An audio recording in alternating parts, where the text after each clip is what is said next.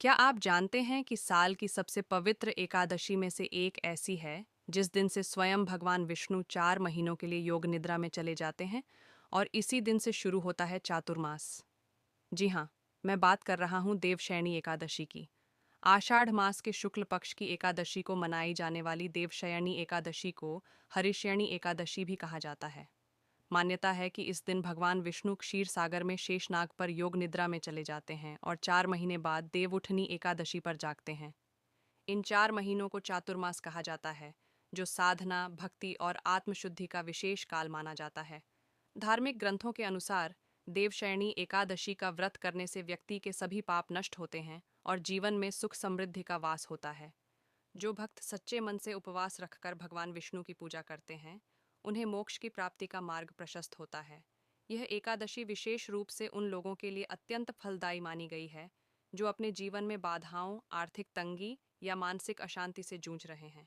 व्रत की विधि बहुत सरल है, लेकिन श्रद्धा और नियमों का पालन अत्यंत आवश्यक है। प्रातः ब्रह्म मुहूर्त में उठकर स्नान करें और स्वच्छ पीले वस्त्र धारण करें। घर के मंदिर में भगवान विष्णु की प्रतिमा या चित्र स्थापित करें। उन्हें पीले फूल, तुलसी दल, पंचामृत और फल अर्पित करें। घी का दीपक जलाकर एयुएम नमो भगवते वासुदेवाय मंत्र का कम से कम 108 बार जप करें। संभव हो तो विष्णु सहस्त्र नाम का पाठ भी करें। दिन भर उपवास रखें। फलाहार या निर्जल व्रत अपनी क्षमता अनुसार कर सकते हैं। देवशयनी एकादशी की कथा के अनुसार राजा मांधाता के राज्य में भयंकर अकाल पड़ा। प्रजा दुखी थी। तब महर्षि अंगिरा ने उन्हें देवशयनी एकादशी का व्रत करने का उपदेश दिया। राजा और प्रजा ने श्रद्धा से व्रत किया, जिसके प्रभाव से वर्षा हुई और राज्य फिर से सुख समृद्धि से भर गया। इस कथा से यह स्पष्ट होता है कि यह व्रत सामूहिक कल्याण और सकारात्मक ऊर्जा का स्रोत है। चातुर्मास के दौरान विवाह, मांगलिक कार्य और नए शुभ कार्यों को स्थगित रखा जाता है। यह समय आत्मचिंतन, जप तप और सत्संग के लिए श्रेष्ठ माना गया है। जो भक्त इन 4 महीनों में नियम पूर्वक भक्ति करते हैं, उनके जीवन में आध्यात्मिक उन्नति निश्चित होती है। देवशयनी एकादशी हमें यह संदेश देती है कि जीवन में विराम भी आवश्यक है। जैसे स्वयं भगवान विष्णु विश्राम करते हैं, वैसे ही हमें भी अपने भीतर झांक कर आत्मशुद्धि का संकल्प लेना चाहिए।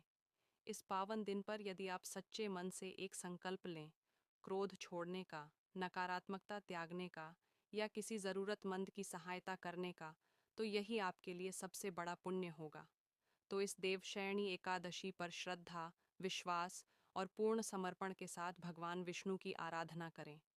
हो सकता है आपके जीवन की परेशानियों का अंत इसी पवित्र एकादशी से शुरू हो जाए। यदि आप भी भगवान विष्णु की कृपा पाना चाहते हैं, तो आज ही संकल्प लें और इस दिव्य व्रत का पालन करें। हरि ओम।